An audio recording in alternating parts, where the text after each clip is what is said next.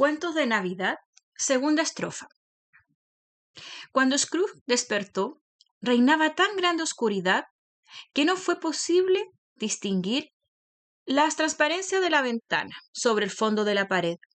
Trataba de inquirir con sus ojos de lince, pero inútilmente. En esto, el reloj de una iglesia vecina empezó a sonar, y Scrooge contó 4 cuartos, pero con gran admiración suya, la pausada campana dio 7 golpes, después 8 y hasta 12. Medianoche. Luego llevaba 2 horas, no más en la cama. El reloj iba mal. Sin duda, algún carambano de hielo debía haberse introducido en la maquinaria. Medianoche. Scrooge apretó el resorte de su reloj de repetición para asegurarse de la hora y rectificar la que había oído.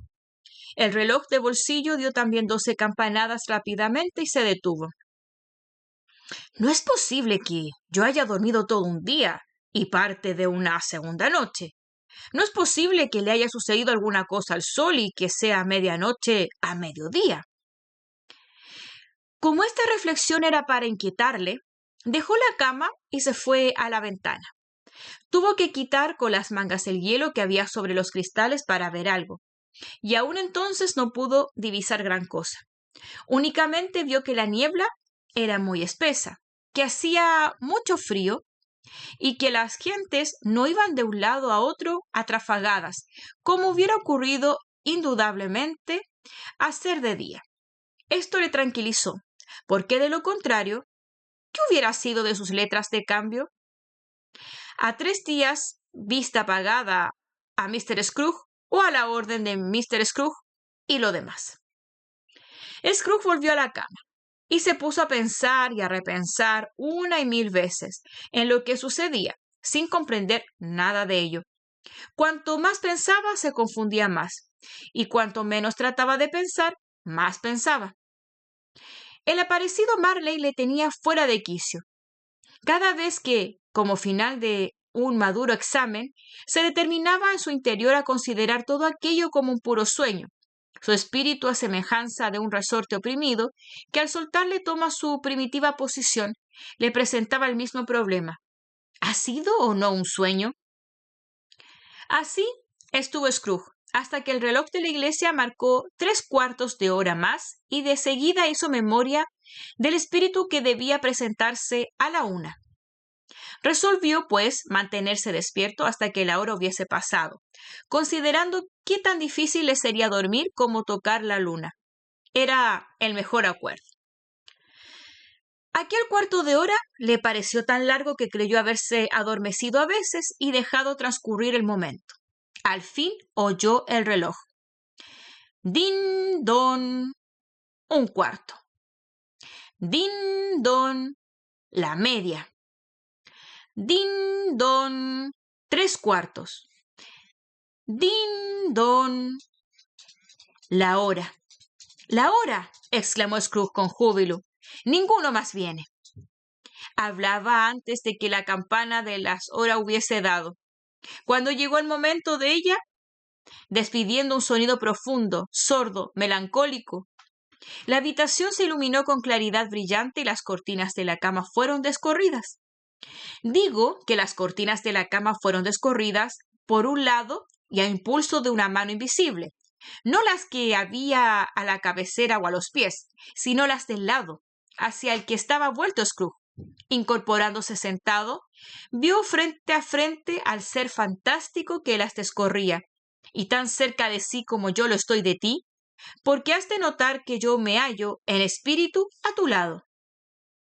La figura era muy extraña, de un niño, y sin embargo tan parecido a un niño como a un viejo, contemplado a través de una atmósfera sobrenatural que le comunicaba la apariencia de hallarse a muy larga distancia, con lo que se disminuían sus proporciones hasta las de un niño. Su cabellera, que pendía hasta el cuello, era blanca, como por efecto de la edad, y con todo la aparición no mostraba arrugas. Tenía el cutis delicadamente sonrosado, los brazos largos y musculosos, lo mismo que las manos, como si poseyera una figura poco común. Las piernas y los pies eran de irreprochable forma, y en consonancia con lo demás del cuerpo. Vestía una blanca túnica. El talle lo llevaba ceñido con un cordón de fulgurante luz, y en la mano una rama verde de acebo recién cortada. Contrastando con este emblema del invierno, la aparición estaba adornada de flores propias del estío.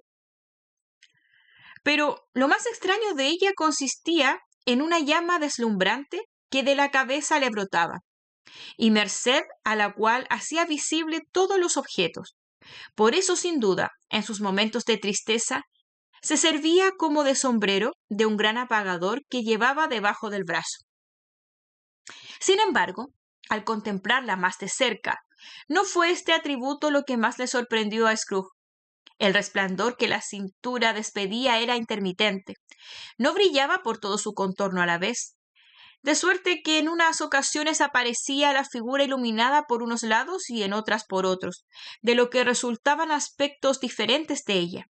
Unas veces aparecía un solo brazo con una sola pierna, o bien 20 piernas, o bien 2 piernas sin cabeza, o bien 21 cabeza sin cuerpo.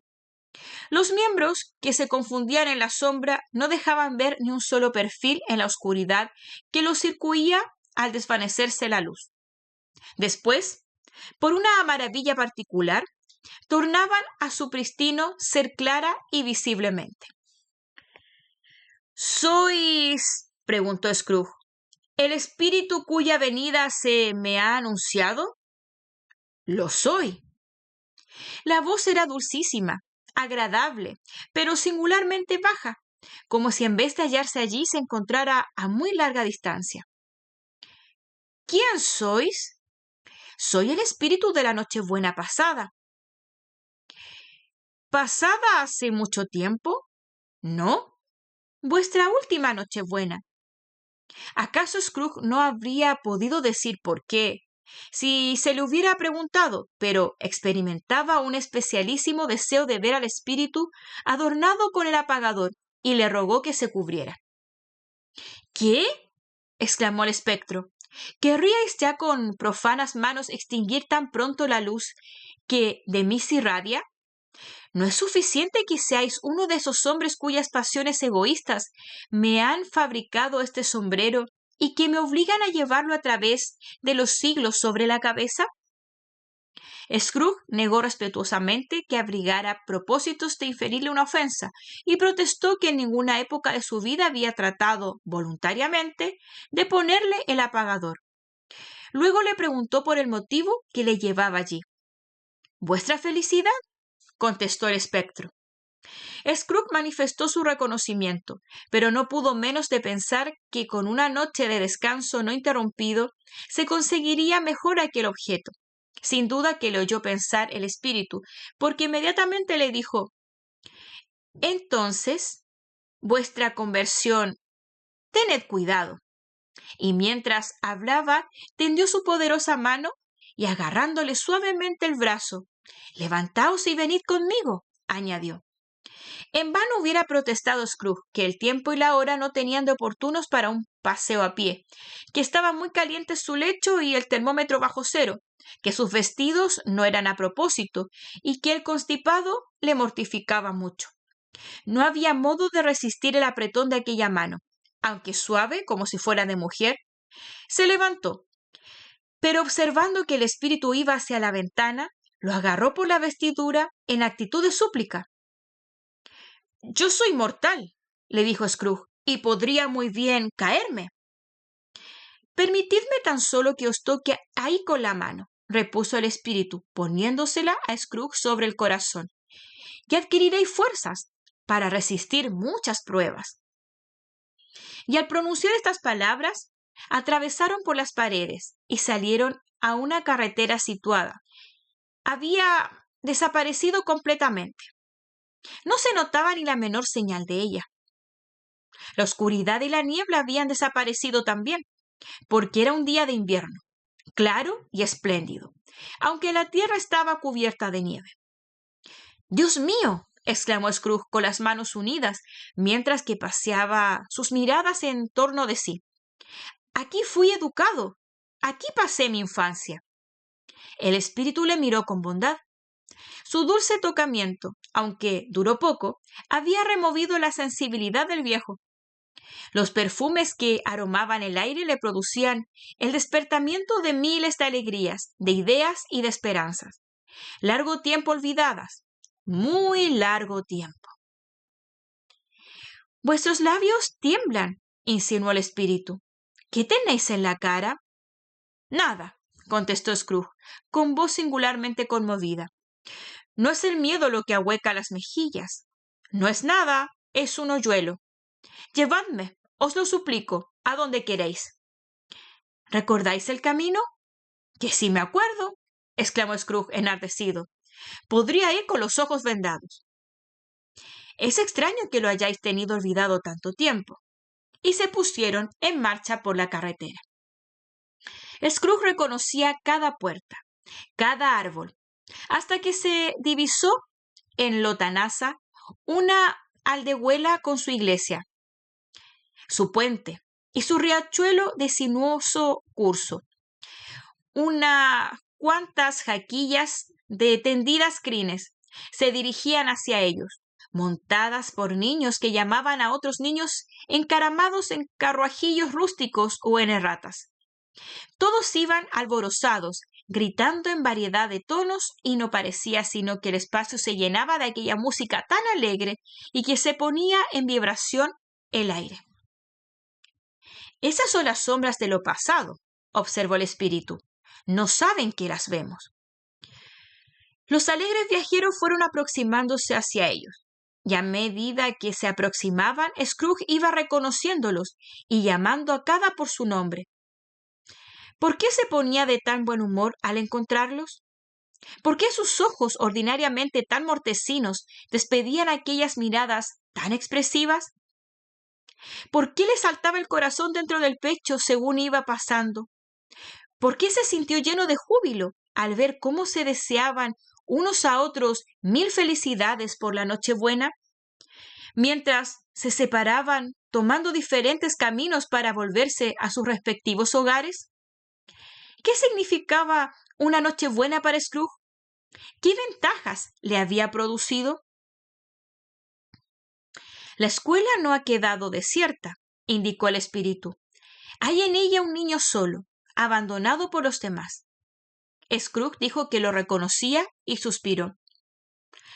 Dejando el camino real y dirigiéndose a una hondanada perfectamente reconocida por Scrooge, llegaron muy pronto a un edificio fabricado con ladrillos de color rojo oscuro, sobre el cual se alzaba una cupulilla y sobre esta una veleta. En el tejado se veía una campana. El edificio era espacioso, pero denotaba vicisitudes de fortuna porque se hacía poco uso de sus numerosos compartimientos. Las paredes manifestaban señales de humedad, las ventanas aparecían rotas, las puertas desvencijadas. Algunas gallinas cacareaban en los establos, en las cocheras y en las caballerizas crecía la hierba. En el interior no conservaba ningún resto de su antigua grandeza, porque al entrar por el oscuro vestíbulo se notaba por las puertas entreabiertas de algunos salones la humildad de sus muebles. Aquellos aposentos desprendían olor como de cerrados. Todo indicaba allí que sus habitantes eran extraordinariamente madrugadores para el trabajo y que no tenían mucho que comer. El espíritu y Scrooge, atravesando por el vestíbulo, llegaron a una puerta situada en la parte posterior de la casa. Abrióse ante ellos y dejó ver una extensa sala, triste, solitaria, llena de banquetas y de pupitres de humilde puno. Sobre uno de ellos y próximo a un escaso fuego, leía un niño. Nadie le acompañaba. Scrooge, sentándose en un banco, lloró, reconociéndose en aquel niño tan olvidado como entonces lo estaba él. Ni los ecos dormidos en las concavidades de la casa, ni los chillidos de las ratas peleándose debajo del entaraminado, ni el rumor del caño de la fuente, que casi no corría por estar el agua congelada, ni el susurro del viento entre las ramas deshojadas de un álamo, ni el golpe de la puerta de los vacíos almacenes. Nada, nada. Ni aun el más ligero chisporroteo de la lumbre dejó de influir, suave y dulcemente, en el pecho de Scrooge, para desatar la corriente de sus lágrimas. El espíritu le tocó en el brazo, señalándole a aquel niño, a aquel otro Scrooge tan entregado a la lectura. De repente un hombre vestido de una manera extraña, visible como os veo, se acercó a la ventana llevando del ronzal un asno cargado de leña. «Ahí llega Ali Baba», exclamó Scrooge, entusiasmado. «El excelente y honrado viejo. Sí, sí, lo reconozco. Era cabalmente un día de Nochebuena, cuando ese niño fue dejado solo en la escuela y se presentó Ali Baba con el mismo traje que ahora. Pobre niño». «¿Y Valentín?», dijo Scrooge. «¿Y su bribón de hermano? ¿Cómo apellidaban a eso que fue depositado en medio de su sueño y casi desnudo en la puerta de Damasco? ¿No lo veis? ¿Y el palafrenero del sultán tan maltratado por los genios? Helo ahí con la cabeza abajo. Bien, bien. Tratadle como se merece. Eso me gusta. ¿Qué necesidad tenía de casarse con la princesa? ¡Qué admiración para sus compañeros de la City! Si hubieran podido ver a Scrooge, que empleaba todo lo que su naturaleza encerraba de vigor para extasiarse con tales recuerdos, medio llorando, medio riendo, alzando la voz con una fuerza extraordinaria, animándosele la fisonomía de un modo singular. «He ahí el loro», continuó, «de cuerpo verde, de cola amarilla, de moño semejante a una lechuga en la cabeza. ¡Pobre Robinson Crusoe!», le gritaba el loro cuando lo vio tornar a su albergue después de haber dado vuelta a la isla. «¡Pobre Robinson Crusoe! ¿Dónde has estado, Robinson Crusoe?». El hombre creía soñar, mas no soñaba, no. Era, como ya sabéis, el loro. «He ahí a Viernes, corriendo, a todo escape, para salvarse. ¡Anda, deprisa! ¡Valor! ¡Upa!». Después, pasando de un asunto a otro con una rapidez no acostumbrada en él, y movido de compasión por aquel otro Scrooge, que leía los cuentos que acababa de aludir. «Pobre niño», dijo, y se puso a llorar de nuevo. «Querría», murmuró Scrooge, metiéndose las manos en los bolsillos después de haberse enjugado las lágrimas. «Pero ya es tarde». «¿Qué hay?», preguntó el espíritu. «Nada, nada. Me acordaba de un niño que estuvo ayer a la puerta de mi despacho para cantarme un villancico de Nochebuena. Hubiera querido darle algo. He ahí todo». El espíritu se sonrió con ademán meditabundo, y haciéndole señal de callarse le dijo: «Veamos otra Nochebuena». Proferidas estas palabras, observó Scrooge que el niño, imagen suya, se había desarrollado y que la sala estaba algo más sucia y estaba más oscura. El ensamblado de madera de las paredes aparecía con inmensas grietas, las ventanas resquebrajadas, el piso lleno de cascotes de la techumbre y las vigas al descubierto. ¿Cómo se habían verificado estos cambios? Scrooge lo ignoraba como vosotros. Sabía únicamente que aquello era un hecho irrefutable, que se encontraba allí, siempre solo, mientras que sus demás condiscípulos estaban en sus respectivas casas para gozar alegres y contentos de la Nochebuena. Entonces no leía. Se limitaba a pasear a lo largo y a lo ancho, entregado a la mayor desesperación. Scrooge se volvió al espectro y, moviendo con aire melancólico la cabeza, lanzó una mirada llena de ansiedad a la puerta. Esta se abrió, dejando penetrar a una niña de menos edad que el estudiante, la cual, dirigiéndose como una flecha hacia él, lo apretó entre sus brazos, exclamando: «Hermano querido». «Vengo para llevarte a casa», continuó, dando palmadas de alegría y encorvada fuerza de reír. «Para llevarte a casa, a casa, a casa». «¿A casa, Paquita?». «Sí», contestó ella, «a casa, ni más ni menos, y para siempre, para siempre. Papá es ahora tan bueno, en comparación de lo que era antes, que aquello se ha trocado en un paraíso. Hace pocas noches me habló con tan grande cariño que no vacilé en solicitar otra vez que vinieras a casa, y me lo concedió, y me ha enviado con un coche para buscarte. Va a ser un hombre continuó la niña abriendo desmesuradamente los ojos. No volverás aquí, y por de pronto vamos a pasar reunidos las fiestas de Nochebuena de la manera más alegre del mundo. Eres verdaderamente una mujer, Paquita, exclamó el joven.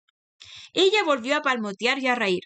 Luego trató de acariciarle, pero como era tan pequeña, tuvo que empinarse sobre la punta de los pies para darle un abrazo y tornó a reír. Por último, impaciente ya como niña, lo arrastró hacia la puerta, y él fue tras ella contentísimo. Una voz poderosa se dejó oír en el vestíbulo. «Bajad el equipaje de Mr. Scrooge pronto». Y apareció el maestro en persona, quien, dirigiendo al joven una mirada entre adusta y benévola, le estrechó la mano en significación de despedida. Seguidamente le condujo a una sala baja, lo más helada que se podía dar, verdadera cueva donde existían muchos mapas suspendidos de las paredes, globos terrestres y celestes en los alféizares de las ventanas. Objetos todos que parecían también helados por el frío de la habitación. Y allí obsequió a los jóvenes con una botellita de vino excesivamente ligero y un trozo de pastel excesivamente pesado. Al mismo tiempo hizo que un sirviente de sórdido aspecto invitase al cochero, mas éste, agradeciendo mucho la oferta, repuso que si se trataba del mismo vino que le habían dado a probar antes, no lo deseaba. Dispuesto el equipaje, los jóvenes se despidieron cariñosamente del maestro, y subiendo al coche, atravesaron llenos de alegría el jardín y salieron a la carretera, llena entonces de nieve que iban arremolinándose al paso de las ruedas como si fuera espuma. Siempre fue esa niña una criatura delicada que en el más pequeño soplo hubiera podido marchitar, dijo el espectro, pero abrigaba un gran corazón. Es cierto, contestó Scrooge. No seré yo quien me oponga a ello, espíritu. Líbreme Dios. Ha muerto casada, y me parece que ha dejado 2 hijos. Uno solo, repuso Scrooge. Es verdad, corroboró el espectro. Vuestro sobrino. Scrooge asintió y dijo brevemente, sí. Aunque no habían hecho más que abandonar el colegio, se encontraban ya en las calles de una gran ciudad, por donde pasaban y repasaban muchas sombras humanas o sombras de carruajes en gran número. En una palabra, en medio del ruido y del movimiento de una verdadera ciudad. Por los escaparates de las tiendas se echaba de ver que también allí tenía efecto la celebración de la Nochebuena. El espectro se detuvo ante la puerta de un almacén y le preguntó a Scrooge si lo reconocía. Sí, lo reconozco. Aquí fue donde hice mi aprendizaje. Entraron. Había allí un anciano cubierto con una peluca y sentado en una banqueta tan elevada que si aquel señor hubiera tenido 2 pulgadas más de estatura, habría tropezado en el techo. En cuanto lo vio Scrooge, no pudo menos de exclamar, lleno de agitación. «Pero si es el viejo Fezziwig.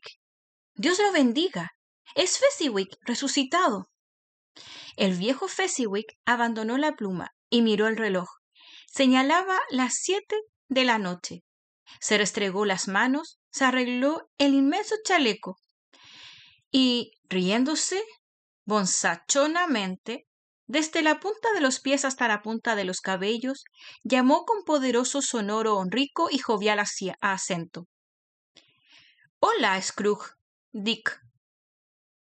El otro Scrooge, convertido ahora en un adolescente, acudió presuroso acompañado de su camarada de aprendizaje. «Es Dick Wilkins, a no dudarlo», dijo Scrooge al espíritu. «Es él, helo ahí. Me quería mucho ese pobre Dick». «¡Ea, ea, hijos míos!», gritó Fezziwig. «Esta noche no se trabaja. Es la Nochebuena, Dick. Es la Nochebuena, Scrooge». «Prontito, colocad los tableros en las ventanas», continuó Fezziwig, haciendo chasquear sus manos alegremente. «Pero pronto. ¿Aún no habéis concluido?». Es imposible figurarse cómo ejecutaron la orden las jóvenes. Corrieron a poner los tableros 1, 2 y 3. Los colocaron en sus respectivos sitios 4, 5, 6. después las barras, después las chavetas, 7, 8, 9, y volvieron antes de que se hubiera podido contar hasta 12, jadeantes como caballos de carrera. ¡Oh! ¡Oh! Gritó el anciano Fezziwig, descendiendo de su pupitre con maravillosa agilidad. Quitemos estorbos de delante, hijos míos, y hagamos lugar. Hola, Dick. Vamos deprisa, Scrooge. Quitar estorbos. Tenían ánimos para desamueblar aquello. Todo quedó hecho en brevísimo rato. Todo lo que era susceptible de ser transportado desapareció de aquel lugar como si nunca debiera reaparecer. El pavimento fue barrido y perfectamente regado. Las lámparas dispuestas, la chimenea bien prevenida de combustible, y en un momento convirtieron el almacén en un salón de baile tan cómodo, tan templado, tan seco y con tanta luz como podía desearse para una noche de invierno. Luego vino un músico con sus papeles y colocándose en el elevado pupitre de Fezziwig, produjo acordes enteramente ratoneros. Después entró la señora de Fezziwig, señora de plácida sonrisa. Después las 3 hijas del matrimonio, hermosas y excitantes. Después los 6 galanes, que las requerían de amores. Después las jóvenes y los jóvenes empleados en el comercio de la casa. Después la criada con un primo suyo panadero. Después la cocinera con el vendedor de leche, amigo íntimo de su hermano. Después el aprendiz de enfrente, de quien se sospechaba que no recibía mucha comida de su amo. Se ocultaba detrás de la criada del número 15, a quien su ama, esto se sabía positivamente, tiraba de las orejas. Todos entraron, unos tímidamente, otros con atrevimiento, estos con gracia, aquellos con torpeza, pero entraron todos de una manera u otra. Esto importa poco. Todos se lanzaron 20 parejas a la vez, formando un círculo.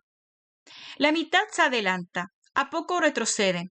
Esta vez les toca a los unos balancearse cadenciosamente, la otra a los demás para acelerar el movimiento. Luego principian a girar agrupándose, estrechándose, persiguiéndose los unos a los otros. La pareja de los ancianos dueños no está nunca parada. Las demás jóvenes la persiguen y cuando la han estrechada se separan, todos rompiendo la cadena. Después de este magnífico resultado, Fezziwig, dando unas palmadas, ordena la suspensión del baile. Entonces el músico se refresca del calor que le abrasa con un vaso de cerveza fuerte, dispuesto especialmente con este objeto. Pero, desdeñándose de descansar, vuelve a la carga con mayor entusiasmo. Vuelve a la carga con mayor entusiasmo. Aunque no salían ya bailarines como si el primer músico hubiera sido transportado sin fuerzas a su domicilio en un tablero de ventana, y el músico encargado de reemplazarle estuviera decidido a vencer o morir. Después aún hubo un poco de baile.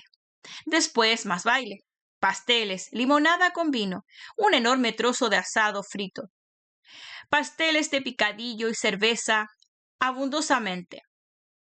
Pero lo bueno del sarao fue cuando el músico, ladino como él solo, tenedlo en cuenta, que sabía muy bien cómo manejarse, condición por la que ni vosotros ni yo hubiéramos podido criticarle, se puso a declarar al Sir Roberto de Coverley. A seguida de esto salió el viejo Fezziwig con la señora Fezziwig y se colocaron a la cabeza de los bailarines.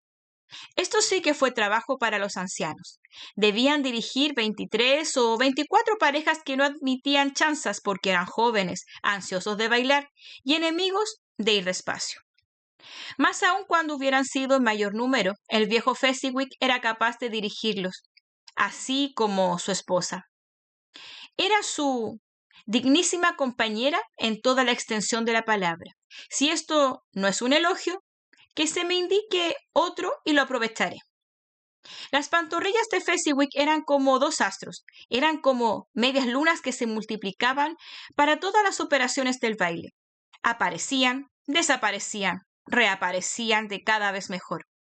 Cuando el anciano Fezziwig y su señora hubieron ejecutado el rigodón completo, él hacía cabriolas con una ligereza pasmosa, y al terminarla se quedaba tieso como una L sobre los pies. Cuando el reloj marcaba las 11, tuvo fin aquel baile doméstico. El señor y la señora Fezziwig se colocaron a cada lado de la puerta y fueron estrechando cariñosamente y uno a uno las manos de todos los concurrentes. Él las de los hombres y ella las de las mujeres, deseándoles mil felicidades. Cuando no quedaban más que los aprendices, se despidieron de ellos de la misma manera. Todo quedó en silencio y los dos jóvenes se acostaron en la trastienda. Durante estas operaciones, Scrooge se hallaba como un hombre desatinado. Había tomado parte en aquella escena con su corazón y con su alma. Lo reconocía todo, lo recordaba todo, gozaba de todo y experimentaba una agitación singular. Tan solo cuando la animada fisonomía de su imagen y la de Dick hubieron desaparecido, fue cuando se acordó del fantasma. Entonces advirtió que le miraba atentísimamente y que la luz que sobre la cabeza tenía brillaba con todo su esplendor. No se necesita gran cosa, dijo el fantasma, para infundir en estos tontos un poco de agradecimiento. No se necesita gran cosa, repitió Scrooge. El espíritu le indicó que escuchase la conversación de los jóvenes aprendices, los cuales, desbordándose en reconocimiento por Fezziwig, lo elogiaban de mil maneras. Ya veis, añadió el espíritu, el gasto no ha subido mucho. Algunas libras esterlinas de vuestro mundanal dinero, 3 o 4 acaso. ¿Merece Fezziwig que se les dispensen tantos elogios? No es eso, replicó Scrooge al oír esta observación, y hablando como si fuera aquella imagen suya y no como el Scrooge actual. No es eso, espíritu. Está en manos de Fezziwig hacernos dichosos o desgraciados, que nuestra dependencia sea ligera o incómoda, un placer o una pena, que todo ese poder se reduzca a frases o a miradas, a cosas tan insignificantes, tan fugaces, que es imposible acumularlas y sumarlas en una cuenta. ¿Qué importa? La dicha que nos proporcionan es tan grande como si tratase de una gran fortuna. Scrooge sorprendió en el aparecido una mirada penetrante y se detuvo. ¿Qué os ocurre?, preguntó el espíritu. Nada de particular. Sin embargo, tenéis aspecto como de hombre a quien le ocurre alguna cosa. No, dijo Scrooge, no. Lo que deseo únicamente es poder decir 4 palabras a mi compañero. He ahí todo. Al manifestar Scrooge ese deseo, su imagen apagó los quinqués. Scrooge y el fantasma se encontraron solos al aire libre. Mi tiempo pasa, observó el espíritu. Pronto. Estas palabras no iban dirigidas a Scrooge o a alguien que él pudiera ver, pero produjeron un efecto inmediato, pues Scrooge volvió a contemplarse, aunque de más edad, en la flor de la vida. Su rostro no tenía los rasgos duros y severos de la madurez, pero sí notaba en él ya las señales de la inquietud y de la avaricia, y en sus ojos una inmovilidad ardiente, codiciosa, que revelaba en él la pasión dominante. Se conocía ya hacia qué lado iba a proyectarse la sombra del árbol que empezaba a crecer. No apareció solo.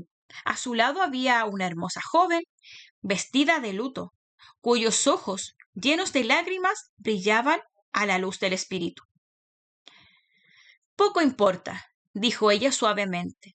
A lo menos por lo que a vos toca, otro ídolo se ha apoderado del lugar que ocupaba yo. Si es que éste puede alegraros y consolaros como lo hubiera yo hecho también, no tendré motivos para afligirme. ¿Y qué ídolo es eso? El becerro de oro. He ahí la imparcialidad del mundo. Critican severamente la pobreza y a la vez no hay cosa que condene más rigor que el ansia de riquezas. Teméis demasiado la opinión de las gentes, replicó la joven con dulzura. Habéis sacrificado todas vuestras esperanzas a la de huir del desprecio sórdido del mundo. He visto desaparecer, una a una, vuestras más nobles aspiraciones delante de la que a todas las ha absorbido. Una, la dominante pasión del luero. ¿Estoy en lo cierto? Bien. ¿Y qué? Aunque al envejecer me haya hecho más sabio, ¿he cambiado por eso con respecto a vuestra persona? La joven movió la cabeza. ¿He cambiado? Insistió Scrooge. Nuestro compromiso es muy antiguo. Lo contrajimos cuando éramos unos pobres y estábamos contentos con nuestra situación. Nos propusimos aguardar, a labrarnos una fortuna con una industria y nuestra perseverancia. Vos habéis cambiado. Cuando contrajisteis el compromiso, erais otro hombre. Era un niño, replicó él con impaciencia. Vuestra conciencia os está diciendo que hoy no sois lo que erais entonces. En cuanto a mí, la misma soy. Lo que podía haber sido para nosotros una felicidad cuando conteníamos de disgustos, hoy que tenemos dos. Es imposible figurarse cuántas veces y con cuánta amargura he pensado y que pueda relevaros de vuestro compromiso y devolveros la palabra. ¿Lo he querido así? De boca no, jamás. Entonces, ¿cómo? Cambiando totalmente. Vuestro carácter no es el mismo, así como tampoco la atmósfera en que vivís, ni la esperanza que os animaba. Si no hubiera existido el compromiso que a entrambos nos unía, dijo la joven con dulzura pero con firmeza. Decid, ¿solicitarías mi mano hoy? ¿Oh, no? Scrooge estuvo a punto de conceder esta suposición, casi contra su voluntad, pero se resistió aún. Eso no lo creéis. Me consideraría muy dichosa en poder opinar de otro modo, para que me haya resuelto a admitir una verdad tan triste. Ha sido preciso que yo advirtiese en ella una fuerza invencible, pero si os vierais hoy o mañana en libertad, ¿podría yo creer, como en otro tiempo, que escogeríais para esposa a una joven sin dote? ¿Vos? Que en vuestras íntimas confianzas, cuando me descubríais vuestro corazón francamente, no cesabais de calcularlo todo en la balanza del interés y de apreciarlo todo por la utilidad que de ello podríais reportar. ¿O tendríamos que, faltando a vuestros principios a causa de ella, a los principios que constituyen vuestra conducta, os fijaríais en esa joven para hacerla vuestra mujer, sin que esto os produjera muy pronto, según es mi opinión, amargo sentimiento? Estoy muy convencido de ello, y por eso os devuelvo vuestra libertad, precisamente a causa del amor que os profesaba en otro tiempo, cuando erais otro de los que hoy sois. Él quería hablar, mas ella, apartando la vista, continuó. Tal vez, pero no. Más bien, sin duda alguna, padeceréis al abandonarla, y la memoria de lo pasado me autoriza a creerlo así. Mas al poco tiempo, muy poco tiempo, arrojaréis de vos con prisa un tan importuno recuerdo, como si se tratara de un sueño inútil y enfadoso, felicitándoos por veros libres de él. Dichas estas palabras se retiró, separándose ambos. Espíritu, no me enseñéis más, dijo Scrooge. Restituidme mi morada. ¿Por qué os complacéis en atormentarme? Otra sombra, gritó el fantasma. No, no más, dijo Scrooge. No, no quiero ver más. No me enseñéis nada. Pero el implacable fantasma, estrechándole entre sus brazos, le hizo ver la seguida de los acontecimientos. Y se transportaron a otro sitio, donde vieron un cuadro de diferente género. Era una estancia, no muy grande ni bella, pero viscosa y cómoda. Próxima a un hermoso fuego había una linda joven, tan semejante a la de la escena anterior, que Scrooge la confundía con ella, hasta que vio a esta convertida en madre de familia, sentada al lado de su hija. El alboroto que se levantaba en aquel salón, ensordecedor, porque jugaban en él tantos niños que Scrooge, dominado por una poderosa agitación, no podría contarlos. Cada uno de ellos daba más que hacer que 40. La consecuencia de todo aquello era un estruendo imposible de describir, pero nadie se inquietaba por eso. Más aún, la madre y la hija se reían y se divertían. extraordinariamente. Habiendo cometido la madre el desacierto de participar en el juego infantil, aquellos bribonzuelos la entregaron a saco y la trataron sin piedad. ¿Cuánto hubiera dado yo por ser uno de ellos? Aunque seguramente yo no me hubiera conducido con tanta rudeza. Oh, no, no hubiera intentado, por todo el oro de la tierra, enredar, ni tirar de un modo tan inicuo aquella cabellera tan perfectamente arreglada. Y en cuanto al precioso zapatito que contenía su pie, tampoco se lo hubiese sacado a la fuerza. Dios me libre, aunque se tratara de la salvación de mi vida. En cuanto a medirle la cintura del modo que lo hacían aquellos atrevidos, sin escrúpulos de ninguna clase, tampoco lo hubiera hecho, temeroso de que como castigo a semejante profanación quedara mi brazo condenado a redondearse siempre sin poder enderezarlo nunca.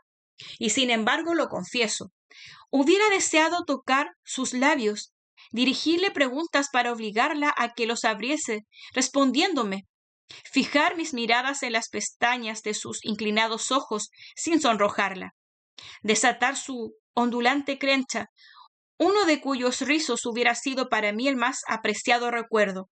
En una palabra, hubiera deseado, dígolo francamente, que me permitiera disfrutar con ella los privilegios de niño, pero siendo hombre para reconocerlos y saberlos apreciar.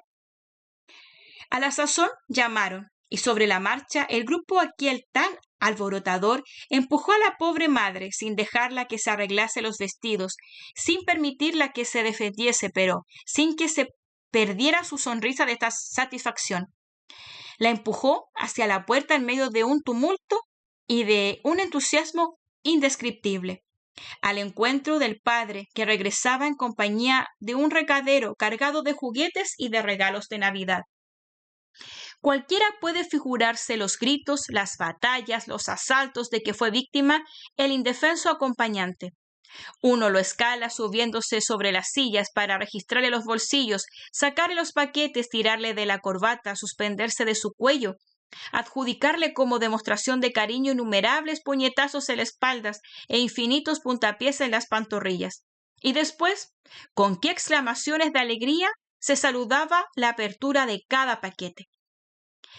¿Qué desastroso efecto produce la fatal noticia de que el Rorro ha sido cogido infraganti, metiéndose en la boca una sartén de azúcar perteneciente al ajuar? También se sospecha con bastante seguridad que se ha tragado un pavo de azúcar, que estaba adherido a un plato de madera. ¡Qué satisfacción cuando se averigua que aquella imputación es falsa! La alegría, el reconocimiento, el entusiasmo son indefinibles. A lo último, habiendo llegado la hora, se van retirando poco a poco los niños, suben los peldaños ligeramente, se meten en su cuarto y la calma renace. Entonces Scrooge, prestando mayor atención, vio que el padre, a cuyo brazo iba tiernamente asida la hija, se sentaba entre ésta y la madre, junto a la chimenea, y no pudo menos de ocurrírselo que a él también hubiera podido darle el nombre de padre una criatura semejante a aquella, tan graciosa y tan linda, y convertirle en una lozana primavera el triste invierno de su vida. Sus ojos se llenaron de lágrimas. «Bella», dijo el marido, volviéndose con una dulce sonrisa hacia su mujer, «esta noche he visto a uno de vuestros antiguos amigos». «¿Quién? ¿No lo adivináis?» «¿Cómo? Pero ya caigo», continuó riéndose como el Mr. Scrooge. «El mismo. Pasaba por delante de la ventana de su despacho. Y, como tenía sin echar los tableros, no he podido menos de verle. Su socio ha expirado, y él está allí, como siempre, solo en el mundo». «Espíritu», dijo Scrooge con voz entrecortada, «sácame de aquí. Os he advertido que os manifestaría las sombras de los que han sido. No me echéis la culpa si son como se presentan y no otra cosa. Sacadme. No puedo resistir más ese espectáculo». Y se volvió a mirar al espíritu, mas viendo que éste le contemplaba con un rostro que por extraña singularidad reunía todos los aspectos de las personas que le había enseñado, se arrojó sobre él. —¡Dejadme! —gritó—. ¡Cesad de perseguirme! En la lucha, si lucha se podía llamar aquello, dado que el espectro, sin necesidad de oponer ninguna resistencia aparente, era invulnerable, Scrooge observó que el resplandor de la cabeza brillaba de cada vez más rutilante. Relacionado con este hecho, el poderoso que sobre él hacía pesar el espíritu, cogió el apagador y en un movimiento repentino se lo encasquetó el fantasma en la cabeza. El espíritu se aplanó tanto bajo aquel sombrero fantástico que desapareció casi por completo, pero por más que hacía, Scrooge no alcanzaba a tapar del todo la luz bajo del apagador. En el suelo y por alrededor del fantasma apareció un círculo de rayos luminosos. Scrooge se sintió fatigado y con irresistibles ganas de dormir. Se vio en su alcoba y, haciendo un esfuerzo supremo para encasquetar más el apagador, abrió la mano y apenas tuvo tiempo para arrojarse sobre el lecho antes de caer en profundo sueño.